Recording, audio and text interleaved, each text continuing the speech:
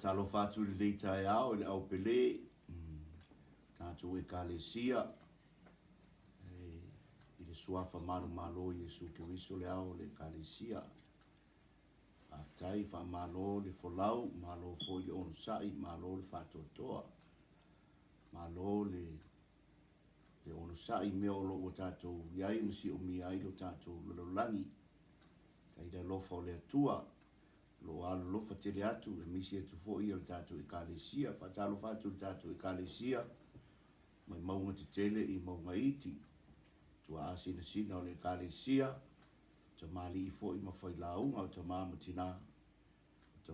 tina whanau ia mai se fo o whanau iti le au talo tama mateine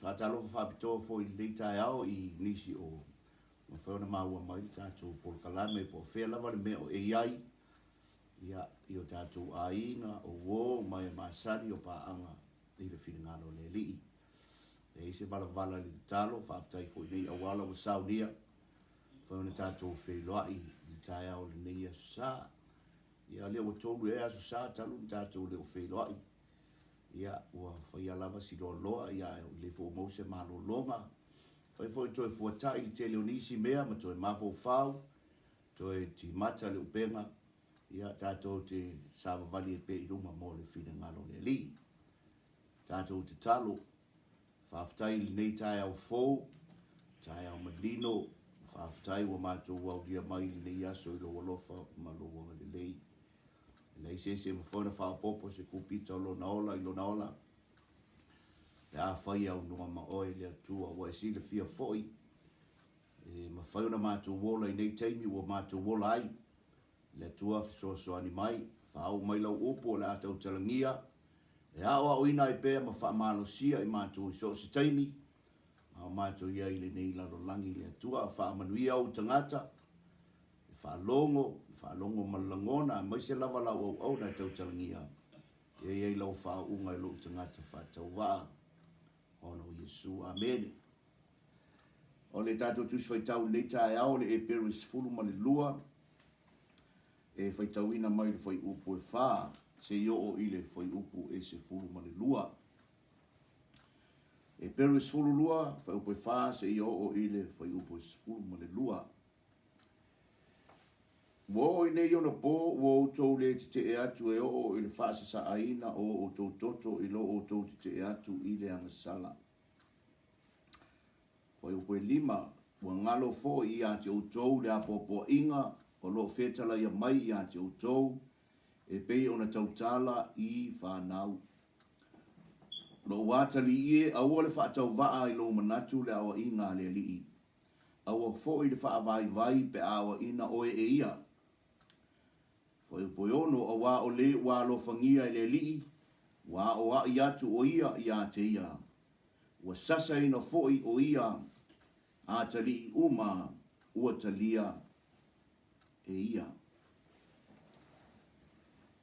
a faia talia o tou a faia talia o tou le awa inga o lo tausi mai le atua ia te o tou e pei ona tausi ia tali a wa o aise a tali ua lea awa ina e lona tama ai a faia o noa o tou ma le awa inga ua tofu si ai le whanau umalava o tama tō i fale o tou ai le ni a tali a wa fo isa ia i tātou tama o tātou tino e wa i mai a i tātou sa tātou whaalongo iai ai le siri ea i se a ona tātou si usta i tama o tātou nganga tātou te ola ai a wa o i lātou na lātou wa i mai a i tātou i nai i aso i titi i lo lātou whaitalia peita iane o ia wa i mai o ia e au ngā ia i tātou ina ia tofu sia i tātou i lana hāmio le lei. O a o inga umafo i a o iai, e le manatu iai o se mea e ori ai, a o le mea e wha nono ai, ai muli ane e fua mai ai le fua o le ami o tonu, e manuia ai e ua o ina ai. Mai whai muli lo whai busuma lua, o le mea lea i nā whaamalosia ia i lima ua ngase maturi vai ua vai. O le mea lea i nā whaamalosia ia i lima ua ngase maturi vai ua vai. Thank you, Lord. Hallelujah. O te whitau tala i se mtau puntau nei o le awa inga. O le awa inga. O le discipline. O le discipline. O le awa inga ele o se me fia i seisi. E le ngata na le fia i tātou le laulangi. E tamaiti e le fia i se awa inga. E oho ia tātou tau te le fia i awa inga. O le discipline. Hallelujah. A fai lai le fia foi tātou le tino, e si le foi le onanga wha le nganga. E le fia foi tangata i le mele o le discipline. O le awa inga. Hallelujah. O le la tau te fai tau i le fionga le ni i tai au. A e praia i lunga tu na, o nai tau tala, a le whakua o manka o kala i mta au pore, o le whātua tua skutasi. Hallelujah. Ia on saulo leo le amtanga lu ta opuna suma lu fa mai nei o tātou o lo vanga vangaia. E le wha poto putonga o e mata mai e wha pea ona to tele o le cloud of witness. O lo vanga vangaia i tātou e tangata nei, o i tangata ia o tangata o le wha tua o e ua mali liu. La fa mai pea o le arena fo le la tiro mai lantou. Ia tātou le tātou te tāma mo e atu. Ia ele o lau mata upula na i le tai au. O le o langa whātua tua la le tau tala iai. Ia a le lau o fia tau tala i tai au ne i le o inga la lea. O le no winga o le tangata whātua tua o le tangata e a o ina. Nai mai tala tu spa ia o lato uma o e talia o ia. Ma whātua tua i lona suafa. Wa vatu i ele manuia ta ua i lato o whanau a le tua. Na e talia lo Yesu wa vela o le atalii ma le afafine o le atua. So le mena le tau tau noa i o le awa inga e le atua o lana whanau. Hallelujah. Na e whamatu sipa ia pi o na a oa i le tama lo na atalii po lo na afafine e lofa iai. E whape na o na oa i le atua ia tātou. O se whailonga wa aia la nama se whateita inga wa aia. Ina i o tātou wa wai le awa uina o whanau. Ia ma le winga o le mea le na whaile o inga. A wha mai whape na fwoi la le atua. O wawai atu le mea lea, o le mea le discipline, it's an art. O le mea te tauna o ina, e le lei o le whatatia, it's an art. Art of discipline. So le la o te va I le melea. Fa mai wa ngalo fo ia te utou, le a popo inga o lo fetala I mai, o fe upul nai e lima. A popo inga o lo fetala I mai a te utou, e pei ona tautala I whanau. O luna winga ngau kau kala mai le tua I ate oe, o lana whanau. Hallelujah. O le apopo inga la le, o le apopo inga mo oe mau, lana whanau, o tautala pe, o tautala mai le li, ia tātou lana whanau.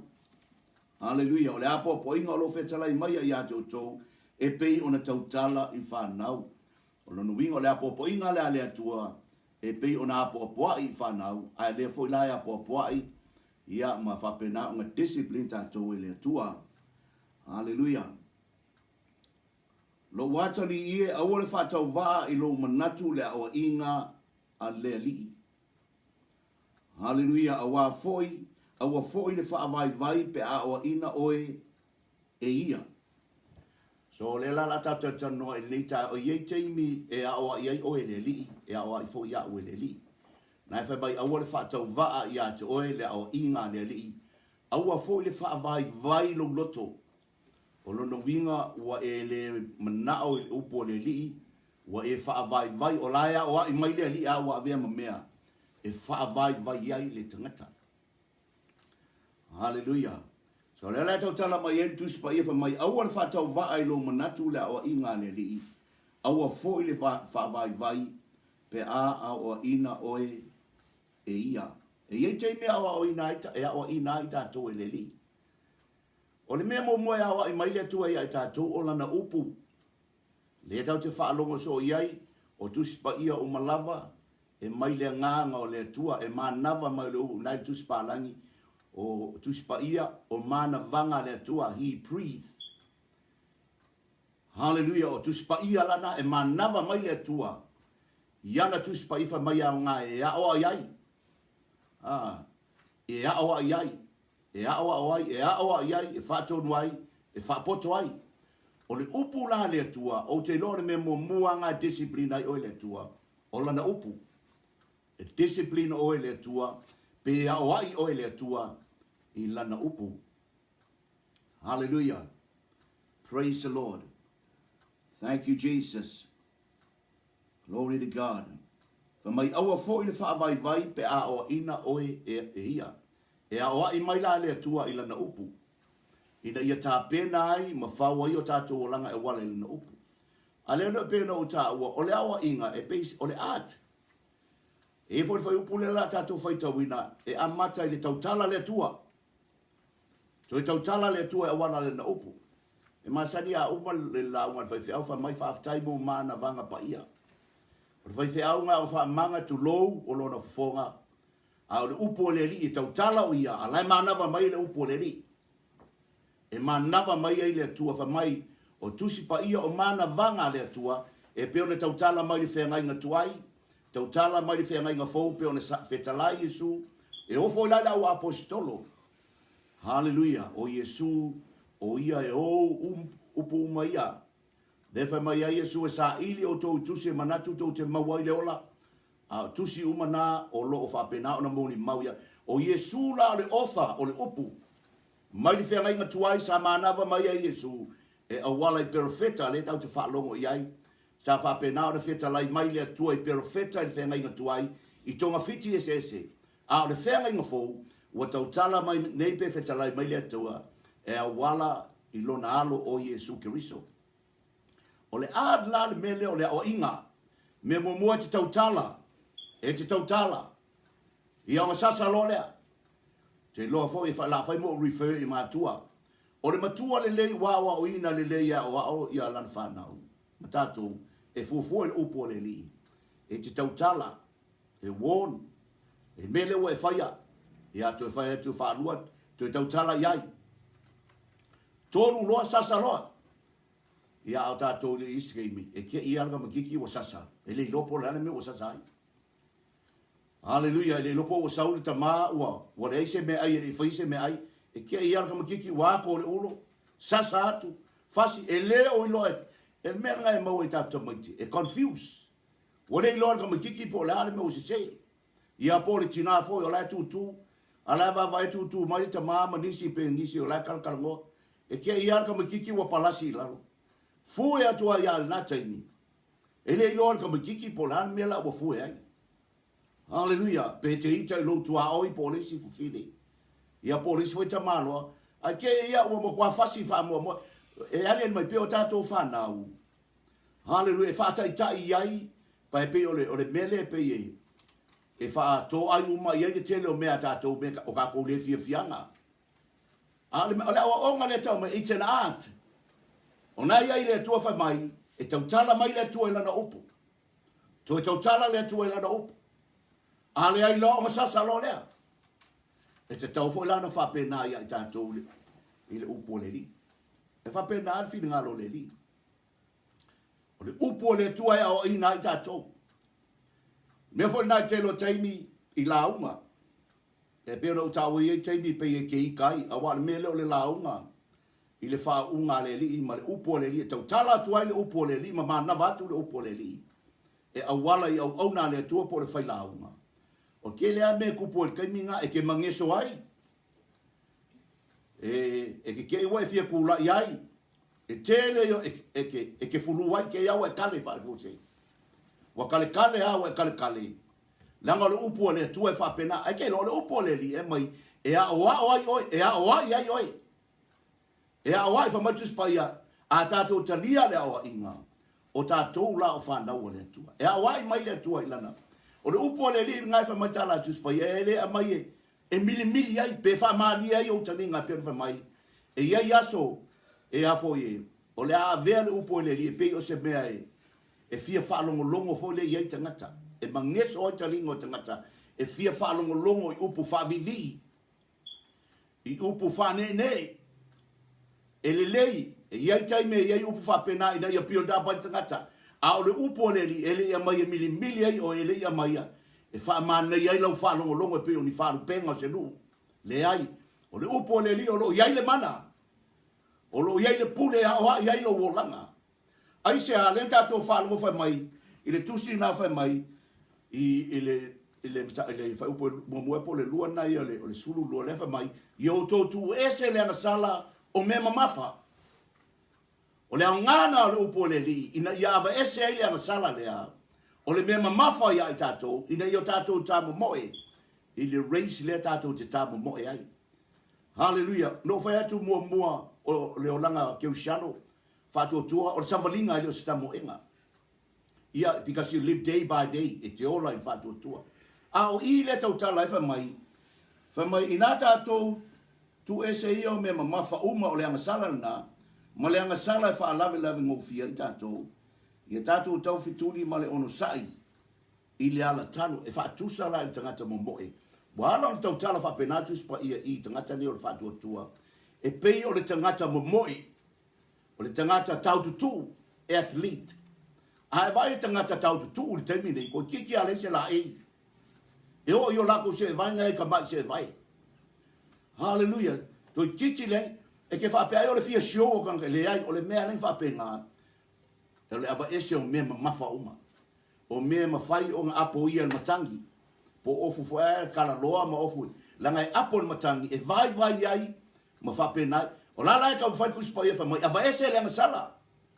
E mamafa. E whalame kako savalinga. Whale keu shano. Hallelujah. O lea lai a wai mai le tua. E a wai le tua ina i ava ese. A iai se mei lo o langa ua maka nga pipi iaku ia o le whātua tua. Wai le ase nga kai ola lo le o langa whātua tua. Pe whaola inga loa perfect. E pe whaona o tā ua ea uia. O le tangata le te vai mai esa le pei o aso ia. E ofo ia te oi. Tēlo tangata whaola ina. I le taimi ne wai vai ai, the more le umina i ai le li, wa ke leo lo suinga, e leo lo suinga, anga wa ume o ngai o le kelo mewa ava ese, e tau tala leo po le li, ava ese, me mamafa le lau lange wa, me ngai wha lave ngō fi ai, le kako kamo mo inga po le savalinga, wha le keu siano, telo tangata e vai, e le vai, ona o sestangata, e vai ia ona oi me mamafa te ave, a e tau a iei anga sala o lo e vea, anga sala lilo lo e tau a vea. O ani mea o lo to lo e tau a vea. E te lo e te vai a o mea nā. E peona tā ua elisi aso. I le tangata na e lunga whamai, e te le vai, ona o le tū o le maunga e te vai, ona o ne ma pala ua pa uto tonu se vai, ma a vea I lo ma mema mafa ia te oi. Al mela na ia o mai ai le tua ia tātou ma o ai le tua, ina ia tu ese le sala o le mema mafa, a ia tātou vava ai atu ia te ia.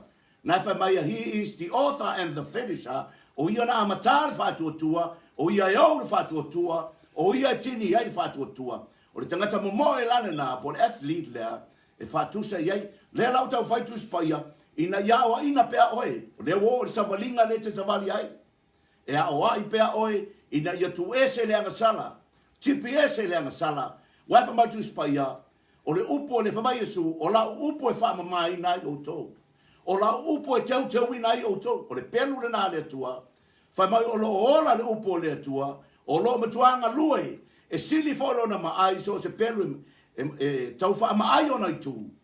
Hallelujah, le ngaka nga pruna ioe, e le ngaka nga whamamai oi le upo le li, e le ngata na wai ai oi le tua, ai ta oto ai fo upo le oi le upo le li. Hallelujah, o ame o wha le tonu o lo wolanga, e tipi ese le upo le li, le la tātou te e whaitau ia, it's an art. Hallelujah, praise the Lord. Whai upo e ono, a wā o leo wā lo whangia le li, wā o iatu e ia te ia. Wa sasa ina fo e ia tari uma, wa taria ia, ma nei al whai upo lea. O le tangata wā lo whangia le li, wā o a iatu o ia te ia, a wai. Hallelujah. A lofa le atua iatu, e a wai oi le atua, e a wai lana upu, a wai lana upu. Mena te leo teino wala au, e tutu lunga tangata, e respond na ngata mawhitangisi. Ai sea, e leo le ote al whaife au. Hallelujah. E te me whamailo tō lua ia te au, ngā oi al whaife au ke le oke. Oke ia le au loko. E te lo, e te le tau ote le au lotu. O e le whaife au, maa ungi al whaife au, pe au sitai, e tau tala le upo le li. E a oa ia ia le tua, e le o oe a oa ia tangata. O le tua e oa ia tangata ila na upu. A e to anga e tau le upu, au e ke fia le lei le upo le li, e ofo ia te au. E kai mi wo la nga ko o upo ka kau mo le me la ka kala, au va ko le ngofo mai tangata o pe wo fia le lei ai. Ona le tau tala le, ai ai la kai me ali ali mai ai me le o langa o tangata le a. Ona o fa pele, ai fa mai nga pa ia. O le me nga o fa ko ki kau kala le upu nga. Au ai te fefe tau tala le upo le li. Au ane pe tātou o li e le o lo tā o le tuspa ia. Hallelujah. Wana tā oto ma ai wale o wale tau tala le upo. Tau tala le upo le li. Ka koke le pe o fo ngo so don't go out of your way. Okay. Awa e malo si okay o le mela kupu. O le a defensive ganga. Ai tau tala o le upo le li. Langa le upo le li e au ngai e au ai e fa tonu ai e fa poto ai tangata. Ina ia le lei ai le tangata o le atua. E sao nia i la tau mo ngā luenga le lei o malama. So iai la tai ni whapena le upo le li. A mai le atua, me whanai ai mātou whaifeo. Ma koki sa ili le upo le li. Ina ia whatonu ai le ulotu. E la tai me tutu ai tangata i lunga le vala au. Au isa ngata o lai sao whai ai sea. Rono winga, e le o wai o lato talinga le upo le li. Ai whalongo le lei le upo le li. Ma tau tala le whaunga le upo le li. E te langona le malingi o loi mata e te tū ilunga e te whato ese le atua yes. E sao o se se tama. O ane mena e whai al tamititi pia umana sasa. E ista maiti e le tau tala e whai e tama. Alala upo e kaunga whai. Hallelujah. Yeah. Sorry tama o se se. You have to talk. Hallelujah. So le mena na pia ona tau tala mai tusi pai whai mai. Awai o ina e ia. Awai o ina. Awa o le wa lo fangia le li. Longa winga a wai le li ia o e lofa le li ia o e leo tu faunga o e le li. Ma tu sia fata oto awale nau lo loto lo watari o na fano le o ia. E isa ka fai kama valea ki nganga vai aku. Fai kama leanga. Fai kama valea. Hale fa vivi. Ki nganga vai aku le mea fai kama kiki ala ngua. Si le aku le lofa kama kiki pe o eli. Tau tala i lana whanau, o sili atu le alofa i tama. E le tau tala ai, na ave e sei nai le tofi, ma whanau ai lana whanau, ma fa le tonu lona ainga o le to fai taulanga nisi o lona ainga le to ina nisi o lona ainga o fioti laiti ai te lo awa i le upo le to au ke fa ali au ke mangeso au ke kale ma au ke fulu ai hallelujah au ke ku e alu ki nganga le fi alu ku ai alwa no fo le leise ka ukala le upo le li yawe ai sia e ana ka ukala le upo le li yawe o le lofo le tua ya toe e lofo fo le fai au ya toe e isi tai me ka musul fai au tautala o ngo le usta isa o le tua ona le upu i le ka o ke ngia ke le ka ki ngai ngai o ke ngia a o ke ngia le upo le li tangata you don't go out of your way e fai se o te ngia ngai kuspaia wa isi mea tato te tautala fa te tau i mela o laita ai a ko le mela e fai ngaka penga ka o mai se sia o se mea ngai alu le fa fause la o ngai fai ke loa e ke alua e fai le launga o le mea ua mai le nganga pa ia fai o lai loa le tua le loto o le tangata la wa le tua le pe o le tangata e vai le tino o le tua e vai le loto e loa le tua le loto o le tangata e mai le tua le upo le tua e se tau ima le taimina mo le mea lai ui el tangata ina ia o ina isa le anga e lofa le tua ia toi e pe fo no ta ua fa mai aua le nau lo loto i lo watali ai fano ai o ia e te sasa ai leoti ai lave ai nailo na nganga nai seoni hallelujah no fai tau le upu leo o le awa inga o le Jason ngo kama vai le dictionary I find my inflict to reclaim o le winga nga le Jason sasa hallelujah o le lawa o le sasa alele yo sasa o le kau ke ila awa inga a wai la ma kau kana le upu le ia oe ia e fatu ese ma anu le tua no tau tala hallelujah le profeta le to ya tavita o oe wa e masala na fa pa u lalo tavita ma fa to ese ana pongi matatalo i lumo le to aisa wana loa le o ingare o ke fa ali pe awa i oe le to foi ni sanga te bi mai ni sanga fa pepe u ma u la mo fa ke le la ma ya we la ke la u ma u po le li aisa wa convicted u po a convicted o le u po le li o ke fa ali hallelujah a oe o tangata o le tua, le tangata o le naya lofa ia i le tua. A tautala lo le tua na i lole e lofa le tua iawe. Wa ala fai loa koe le kua le mea ngai langa upu, la ngai lofa iawe. Hallelujah. So ngana fa mai tala tu sipa ia wa ole wa lofa ngia e le li. Wa ia tu o ia te ia. Ole me mua le na. A wai. Ia e mwhai fai le tua ia wai. I le upu o le li. Thank you, Jesus. Hallelujah. Thank you, Jesus. O le melonga lua fai upu na fa mai wa sasa ina fo e ia tali uma wa talia e ia. O le mea muri ala le sasa. Nga sasa lo lea. Le la ka fai le malo ka ofi. A le wo fai ka wa ku le dictionary o le Jason o le sasa. O le wing o le sasa. Inflict to reclaim. E ke sasa lo wa ka ringa reclaim fai mai ina ia faolaina mai o ia nai seoni e te sasa lo watali e leoti ai ai fai mai e faolaina ai lo na nganga nai seoni matua o fa lo fo fa sa le malo a kasi lo sasa ko ki yoki no mkiki e sasa yoki ai le sasa inga ia o ina hallelujah o le ta ya nga le ta le tu o fani kasi le ka ai le o fa pe o le sasa ia ko i ma le pe ko mkiki hallelujah o le fai ko le awa inga wa tato lo foi dei me mo fai tau tu ile fio ngari e awa ina foi tato ia langa le wo ma ko ka maki o grandchildren na me le anga mai ai o to ile la ai o to fa now it's an art tautala sasa lo a sasa yoti sasa ia nei loa vai fa mai a por sasa e fa mai na ile loto to mititi to anga fai tau tu sia fa to na ye me na sa o fai ngā ruenga foi. O le fai ngā leo discipline. E tau ole a foi, ole vocal, ole talk, ole verbal warning. A se ka fai ngā ruenga kaukala, ole verbal, winga kaukala. Longa lua, ole written warning. Kolu loa fai aloe. Hallelujah, vai le art, le meo le whakongunga. E fa pena ale tu e fa pena fo tato e fa pena e fa ngaloenga mo le verbal wono e lo me se Longa lua fai aku le kusi ako e lau meu se. A fai umia kuli loa e sasa loa e kuli.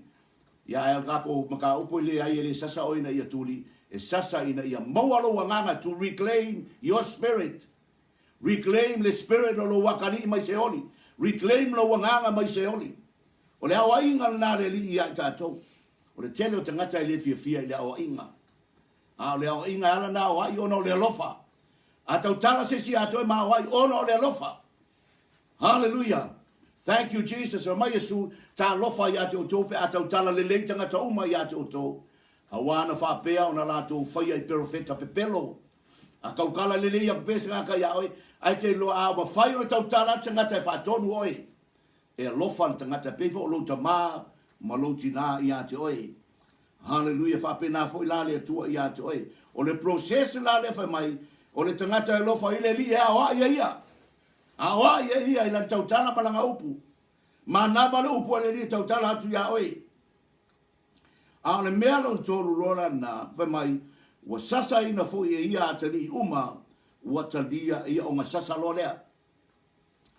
Hallelujah. O na sasa lo lea. Praise the Lord. Thank you, Jesus. Ya, e le pa tau fai tau le ngau bako fo, wala fai upu kau karkangon. O i le, wala wala ia fai upu, si tatou mai na nei, ia wha o mai si fai upu. E nau fai tu e mare tatou tanoa fo lia wa wai wha pena. Wai teimi kau ki fai kau kua kau le unga wa uma. A ko kongo le a noa ia le upo le rio mea mai le nganga pa ia mo tatou. O oele kalisia, oele keushano. O ele tangata whātua tua. A whai ke mga o ke ole se o langa e lea o a inga. E lea tua lo o langa. Ia e te loa lale meo i e ngai whamakusi pa ia. O oe o le tama tō i whale. Lono winga e le o oe ma o se atali o lea tua. Hallelujah. Thank you Jesus. O le si tusi la leo te mana tau te tau noa si tātou mai le fiafi. O le awa inga mua le tu e fitala noa iai. O le awa ingo le tangata le il tusi le na o ina le. O te tala noa so oi fo tatu e kale. Si e le tama le na to e no fo malonga step mother. Mo moko dito mta o po lima. Hallelujah. Thank you Jesus. O le tangata le na to e no fo ma. O le tangata la le o le tama. Hallelujah. Long winga ai pe la kikir ko luar ko inga. E winga o leo so pangal ko inga. Ya al mela na o vai tu lola titi au le ko lua long kama. Ko ngo fo. O le mela le o tupu sa mo te mo incest. Ko e fingo fo ia ai. Glory to God. A le mena na tupu le kale sia ko nito. O le fa to nuina. O la fa o ko mo fa sa mo titi na le mea. Hallelujah. O le mea fa fete o makwa o ki sa mo. Praise the name of Jesus. O le tangata lana. O la le manatua Paulo. Ngaka kau nga whakongo le awani ia e maku kua le loku po elder ser lotu. O le lato mea le nai. E whaaloga ku Paulo. E le ai. E le o whai e se whai ngā le au. E le o awa ia e le awani ia. E le inoa po o whaking. O la e pe e ko e. E i fo i steini tono le kāsi e pe e to e. Pe a whai leanga sala e stangata. Ai ke i lofa matus pa i o leanga sala o le mea whawhifete. Na wa ila le tama na mai Paulo. O la le mea o tō e whai. Wa le wanga ka kaunga ko wa ia al kamar ngā whai e se whai ngā. Ai ngā ua whiwhete o tō loto. Ono o le mea whawhifete le tama na whai. O na mamalo tala Paulo. E le lei whai la le wa uma whai tātou wha amana tunga. Wha mai au tō ma futa whaatasi le kālesia. O le nā iai lo ua nganga ia ina iau tō. E ui ngā lo le iai a lo ua nganga na ina iau tō. Ma Yesu ke riso, o ngā ia Yesu i ngā kukonga o tō. Hallelujah. Thank you, Jesus. Whai upo e tōru na tā upure nā e lima e tau loa mai, e mele tala noa tuai. Hallelujah. O whai upo e lua wha mai, o tō, fo i o tō loto whiwhete ea, ai tō te le whaanoa noa ea, i nā tu e se ina i a tō le ua whaia le nā mea. Hallelujah. Whai upo e tōru a o fo i o loo e le o iai lo tino i a tō, a ua i a tō lo loto, o lona winga, e le o ieni tino o Paulo, a lona loto la iai o, ma kwa le fia le mea ua whaia le kanisia, ma kama lea.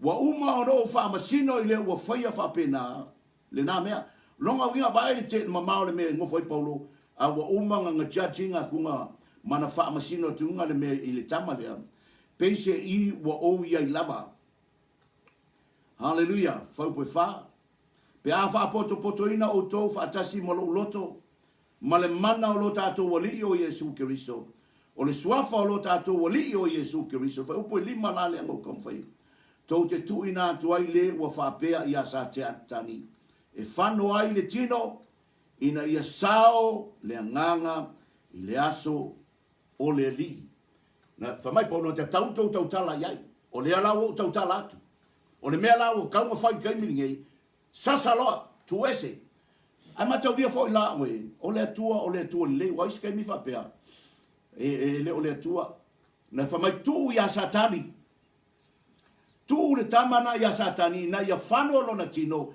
pe tinga ina le tino ai ia ola lo na nganga I le aso ia saulo na nganga I le aso le ni ke loi o le me fai sakanga o le kolo vai o hallelujah kai me ku waku ai o ia sakanga o kai me ke oso ia sakangi kolo vai lo ma o sakangi soli lo o satani o le minga langa o le ma fia soli o satani alanga o nga si o le mana o le lipe o ngai kusia yopo o le nga fia kango lima sakangi ya oi o le nga si fia soli o satani hallelujah instead o ka ko soli satani ai ke nga sala lo ma ku ya satani soli o satani ngala fa mai tu le tamanga ku ya satani hallelujah se to fai tau atu e fano ai le tino ina ia sao le nganga I le aso le li o Yesu no winga la sasala kwa fa maingi sa kanyu kwa soli satani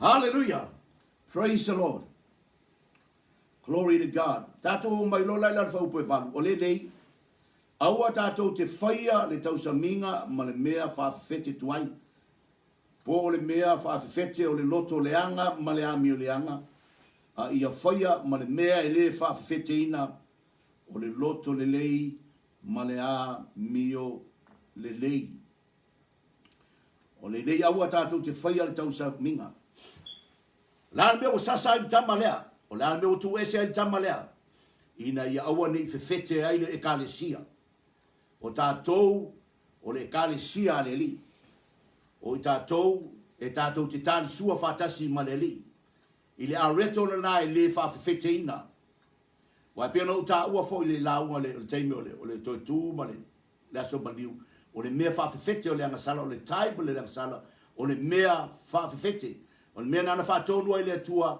e ava ese o ma mea fa fete a wale to ya ai falawa le fadau ai so ai le taimi o le paseka ai uma I falawa e le fa fete ina o le mea fa fete o le taibu le na o le ngasala so le mea fa la na le wa ina I le tua le tamalea hale ai se ai lofa ai le tua ai se ha ina ya va ese le ngasala o le mea mafa ina ya awane vai lo na o langa tau mo fai le li lana mo e malan savali le tua lan savalinga fa tua ai le ngata nga o le mea no lua na tau tala ya I le upulea ina ya awane ye se me fa fete I le kale sia le tua wa fa mai o le tamai me fa fete la titi e fa fete ina I le panunga atoa o le anga sala la titi e foi di stay me loa te ngata o lo fa le anga sala e se tau le ana ya I lotu o se tangata e tale dia he's a professional musician hallelujah no tau fia ona ye le mesa involve me tau tini e leo lo el tama wo loa ona o faile e malo lo almeno fafta ye le uso al tangata o lo fa ye I love him this man ona no follow tama ai le luma na I se taimi wo umi atua a wale to lo tula tama na sa wata ngata fafta mai ya fa mai lan tala fafta wa ngalo ya ta me whatever ai fa mai tama le ya ta fafta fa tu ile a fa mai le mele na ta fia ya o fa ko wale fa mai al tala le ta ta no o mai fa pe o le mafaina ta fia e ke lo awe e o mai taimi ne le ngalo ya ta fa pe o le mafaina ta fia e te lo ti ngalo wo lo fa tanga fa pe na fo ya ta to ti ngalo ta to wo lo fa awai O lo wawa ia le tangata o lo walofa le na. O lo sasaina. O lo talia le na le tangata. O le sasa o ele atua. O le talia le na o ele atua. Po le la vea mai na o ele atua. Nai se oli. Pe le mena o fatua sasa lo watali. E le oti ai. Awa e la vea ina nai se oli. A sasa o ele atua. E te le oti ai. Ai la vea ina i lo wanganga nai se oli. Hallelujah. Inflict to reclaim. O le mena e lena fatonu. O le upo le li. Hallelujah. Te tau so ale melea i tātou fo i a tea o le whaiwhi au. Ina ia aua nei o ngungu le upo le li. Aua nei o nau tau to oto. Hallelujah. Nā tau le tuspa ia pe o li. Wa ai. Hallelujah. Wa le mawhai o na ou. Tau tala le upo le li. Aisa. Langa e lofa le tua ilana i kāle sia. O tuspa ia o malama i mai le nganga o le tua e awao. E awai. Whatonu. E whapoto ai tātou i le ami o tonu o le atu. O la tātou sauni atu tātou whaamantunga. O le nei, awane i tātou whaia le tau saminga ma le mea whawhawhete. Hallelujah. Thank you, Jesus. Po o le mea whawhawhete. Hallelujah. O le mea whawhawhete tuai. O le mea whawhawhete tuai la nā. Po o le mea whawhawhete o le loto leanga. Ma le ami o leanga. A ia whaia ma le mea e le whawhete ina. Winga o le whalawa le nā. E whaia ai o le mea e le whawhete ina. Le whalawa le nā. Whaia ma le mea e le whawhete ina. O le loto le li. Ma le wha maoni. Hallelujah. Le winga e whaia i le wha maoni. E whaia i le moni. Le loto le lei. Le mena mana o le atu e tātou whaia i le wha manitunga. Le hala ave se ina le nā. O ele keushano le tai au. Wa o fo yo keushano. Ia se me fa fete mana o le tua ia ave ese. Tu ese. Hallelujah nei o tato tali sua fatasi maleli. Le ai se me le anga o iai. Hallelujah. Ina ia talia i tato i le li ia o tato iai. I le nei la lolangi.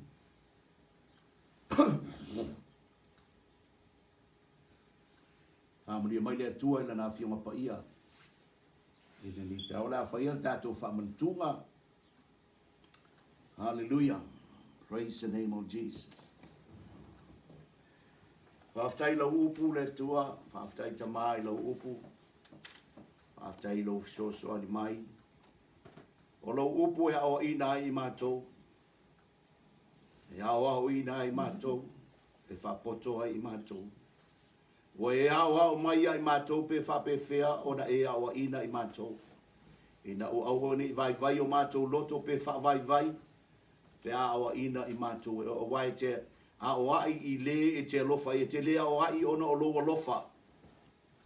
Mātou whalongo fo i le tua i le nei vai aso le asfalele. O le afi e leo se afi e wha umati ai ma wha susunu ai le tangata. A o le afi. Ina ia whama mai nai le tangata. O le afi e whama alosia i le tangata. Whape nā fo i le nei tau i lau upu. Ina ia oane i eile anga sala e vema me mamafa. E lape eile mātou savalinga ma o mātou whawai vai ei ma le iu le mātou savalinga. E a vea fo i mo le mea whawhawhete i o mātou langa i PCI sangata i tutono o le kālesia. Ma whawai vai ma vele kālesia ua leo se kālesia o tangata ua whaasaina ma whaolaina. Ai o la ave pe o se kalapu le tua. Fa manuia le mato talia o le areto le nei tai au. O e lava le Yesu Keriso. O le areto le fa feteina mato te talia. E mato te maua i le ola ma lau fa malo longa. Ono Yesu. Amen. Ia se ta mai se pese fa ili ia e sa uni tatu. Amen tu. E mana tu.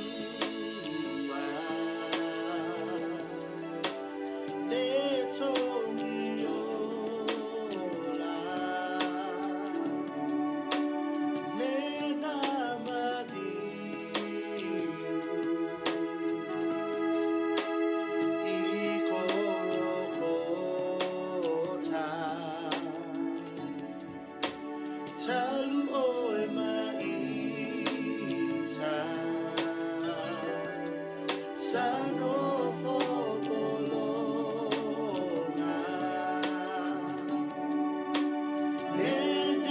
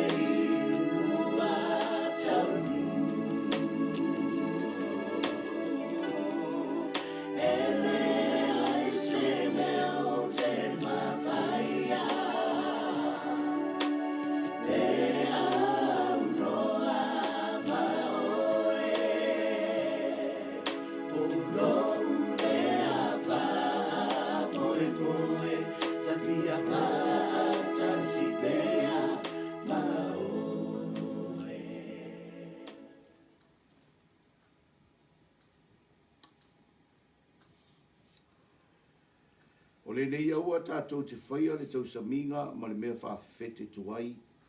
O le mea whaafete o le loto leanga ma le ami o leanga. Ia whaia ma le mea e le whaafete ina. O le loto le lei ma le whaamaoni. Ngai refer i o tātou loto le upu le ale li. Tātou talia le whaamanitunga le li tāwha matu spaia. Ia tātou tasi o tō ma sua sua i tangata ia te ia o na tango i lea i le areto. Ma ino i le ipu. Tātou te iloa ma whaia i le atua o na whaia e pei o na ia whetalai ma ia i tātou. Awa i mai le li ia i tātou. Tātou talia au le whaavai vai o tātou loto. Ai sea o e sasaina i le li o e awa ina o e ua talia ia as sons.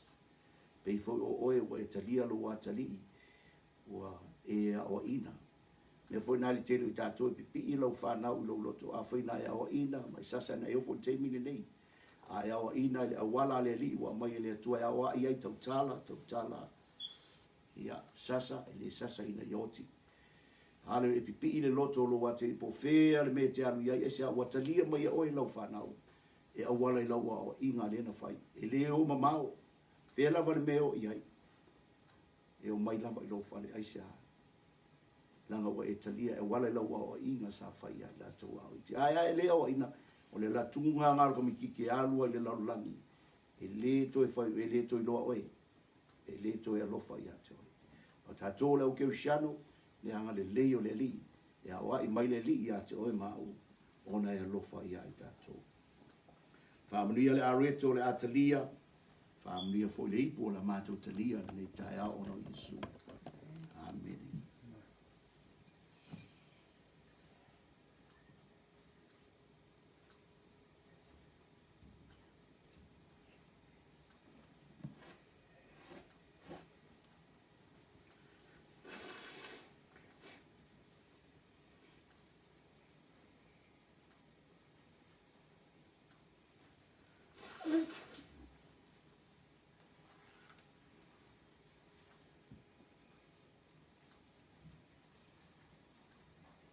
A whai o maula uipu ia, sa o ni tātou talia.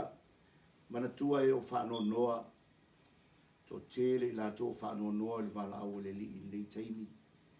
Aleluia muia e whānoa noa wa e wha whanawhanaina i la tō. Stasi fo i o mawo i Hawaii. O wala au e le atua le uso i a Sam Fido. Tele i loa. A o vai atua i le uso lea o maliu. O se uso fai whiau na talia i maua ma mātou. I maua ma tamaiti i mātou o ma le fono le sa whai i Hawaii e loa e se o manu. Ia o si unga li i taravou lea ai nai una whai whiau. E tei mai atua le taravou ai pe o viliata ma sapi. Ma la whanau na talia i ma o le anga le le ia maua. Le ngalo ia tia o lea unga li. Ia a leo o maua ne na whai whiau leo si uso i Honolulu i Hawaii. O leo o maliwa o whapenao le teo vai aso nei. Tō tele i la tō lei taimi, o lo iei whanau noanga, tātou manatua i la tō, i whanau noanga e matua ma tuitui, a wa le se taimi kri vai, ma wa ai atu o tānu, nai taimi whapena e whapoto poto ai, tātou te tālo mo i la tō, nei a tafi e sea whanau noanga, a ia whapena o na whamawhanaina i la tō i le nganga li. Mantua fo i tātou iai lei taimi, a tātou i o tātou whale, ia maua le oli le li. Ia maise o nisi o lo iai mamai. Ia mantua i lau te tālo i nei tai au. Ia la tātou talia mantua fo i lo tātou atunu nei New Zealand. Ia o tātou iai whapena fo isi o tātou atunu i Samoa. Tātou talia whatasi ono Yesu. Amen.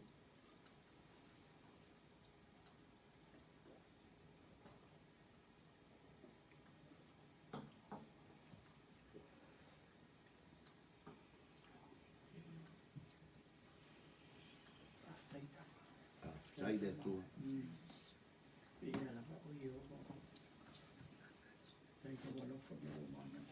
Thank you, Father. Tai lo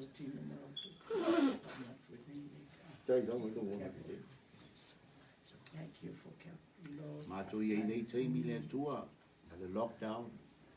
Tai, e fo i awala wa e saulia. The blood of Jesus. E whapena o na tau tua i lo fi. Ele mana i lo toto malotino. Tai le tua,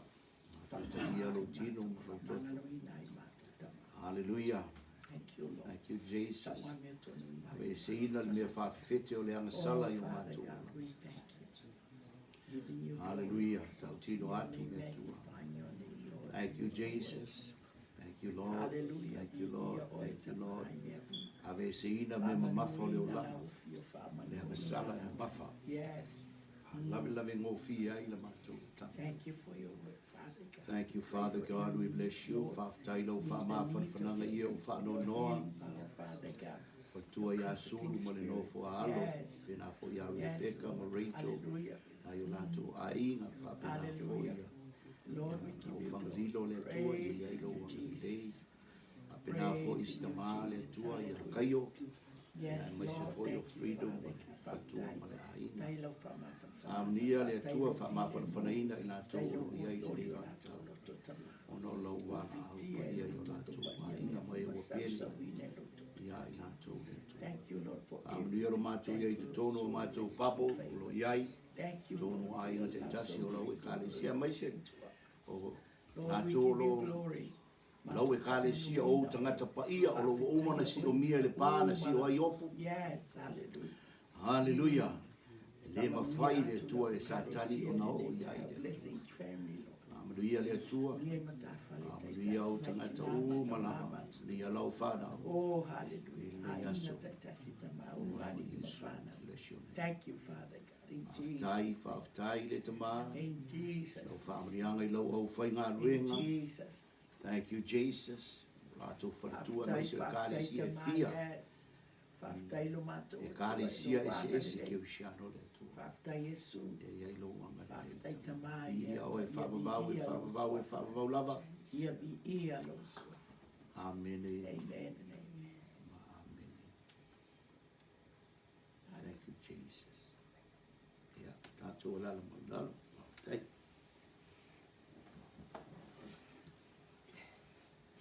Hallelujah. Yeah, te vai atu le tātou pese lea, ia no whai tō leo tātou wholwholanga. Whai mo mua tātou wholwholanga, ia no whai leo pese le whai. Hallelujah. Ia, malo lava le olu sa, ia le pesalo le o tōlu o sa, le o wha tātou, wha male afa, tōlu male afa pea. Ia, pea le o umi. Ma nei ana voi nau o mawaisa o malolonga. Te le a mele le o maua le nei teni. Nei loa ia te oia o ia te le mele le o maua le nei teni. Le nā fo ia te oi. Hallelujah, o teimi o mwhaiana e no fu le lei fo ia ma mafuta ma le ainga o ai. Mea umaa li teimi e usu i tai au i le whiala ta maiti a to sau o momoe ta maiti. Tau le mosi teimi e mafuta i fo i o tō. Hallelujah, o te le li teimi le teimi o whaitau fo le tusi ma. Ai whaatasi. Ia, ma mafuta whaatasi. Awa ni atu le tua. Tai fo i ate o tōgolo o whaia o tō suruai. Ia, nā e peo na si fia. Nā e olo ia ia sapade i le. Mero le account. Ia na o tō loa o waile i o iso mamla mai nā mea ai oi loa o tō whai. So whamani atu le tua le tātou i kāre sia. Tātou whatetari pēr, tātou o siustai pēr, ma pui pui pēr tātou. Leo leo tātou. I mea whewa i ai.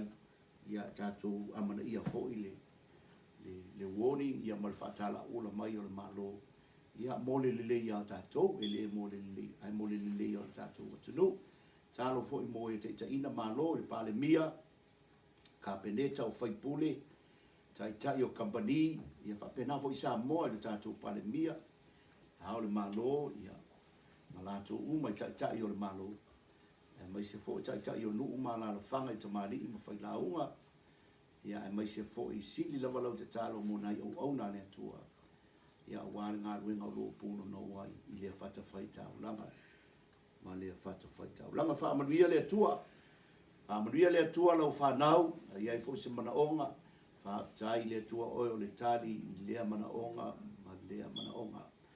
Lea whawhete ia ave se ina i lau mana le atua. Hawa ina i mātou e lau upu e ma whai ona ave e se ina o le penu e whatau mai o lai tū. E teu teu a io mātou o langa. Ngā pa ia whaamanuia i mātou, pe a mātou tū ua ma malo lo. Whaamanuia fo i le nei vai aso i ona fufuanga i te tonu a ai e yelo file mu. E iai le oli oli. Ia i le tumo le li i tangata tai tō tasi a mata mai tua asina sina se yo lava i se pepe le nei e kare sia ono Yesu. Amen.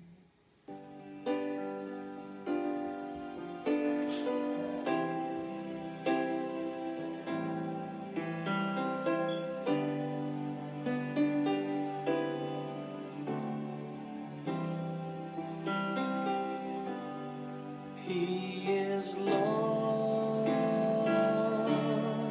He is Lord, He is risen from the dead, and He is Lord. Every knee shall bow, every tongue confess that Jesus Christ is Lord. He is Lord. He is Lord. He is risen from the dead, and He is Lord. Every knee shall bow, every tongue confess that Jesus Christ is Lord.